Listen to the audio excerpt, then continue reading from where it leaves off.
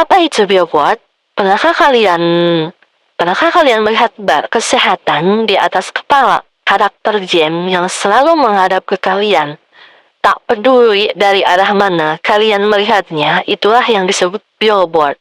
Tujuan coding ini adalah untuk membuat sebuah bidang 2 dimensi atau quad di ruang 3 dimensi yang secara otomatis memutar dirinya agar selalu sejajar dengan bidang pandang kamera.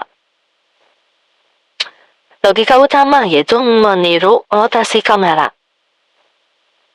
Ini bagian paling pintar dari kode ini. Tujuannya agar objek selalu menghadap kamera, kita harus tahu kemana arah kanan dan atas kamera saat ini. Trik matematika, karena biometrik bersifat ortogonal, kita tidak perlu melakukan inversi matriks yang berat. Kita cukup mengambil nilai baris atau kolom tertentu atau transpose untuk mendapatkan vektor arah kamera di ruang dunia. Jadi kasus membuat help bar. Di dalam kode ini, kita tidak hanya membuat kotak biasa, tapi mensimulasikan help bar. Life level. Life level menggunakan fungsi spin current time untuk membuat bar kesehatan yang bergerak naik turun secara otomatis.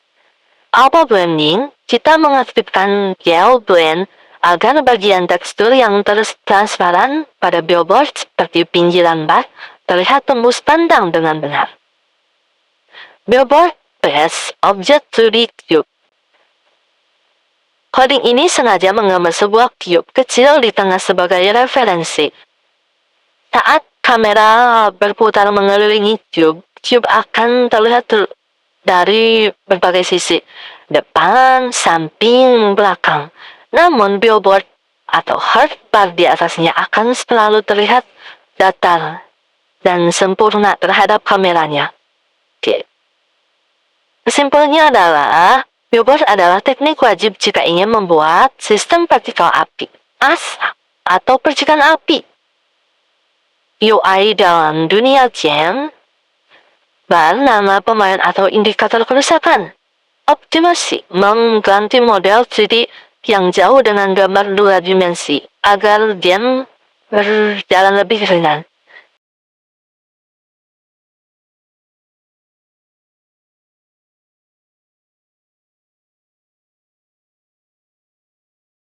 Particle system. Teknik ini adalah kunci untuk membuat efek seperti api, asap, ledakan, atau hujan dalam game.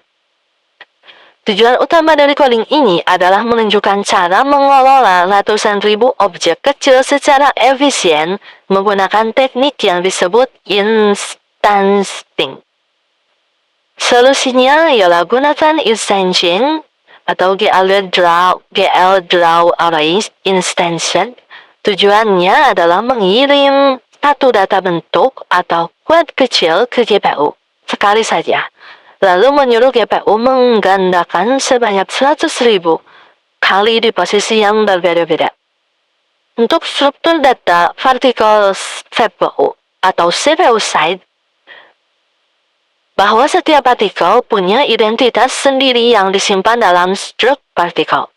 Live, berapa lama partikel hidup? Di sini diatur 5 detik jika habis partikel mati, dan posisinya bisa dipakai partikel baru. Fisik punya posisi pulse, kecepatan spin, dan berat untuk simulasi gravitasi shorting. Partikel harus diurutkan dari yang paling jauh ke yang paling dekat dengan kamera agar efek transparansi atau alpha blending terlihat benar. Di bagian loop simulasi di mana partikel bergerak, bahwa setiap frame kita mengupdate posisi mereka di CPU sebelum mengirim data raksasa ini ke GPU melalui GL buffer subdata. Selanjutnya ada teknik instancing dan vertex attribute divisor. Ini adalah bagian paling teknis dan penting untuk dijelaskan. Atribut non vertex bentuk kotak 4 vertex.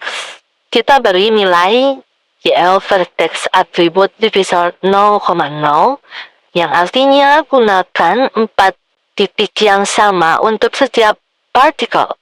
Atribut 1 position dan 2 colors. Kita beri nilai 1,1, yang artinya pindah ke data posisi berikutnya setiap kali menggambar satu partikel baru. Terus selanjutnya ada optimasi buffer opening. Ini disebut buffer opening.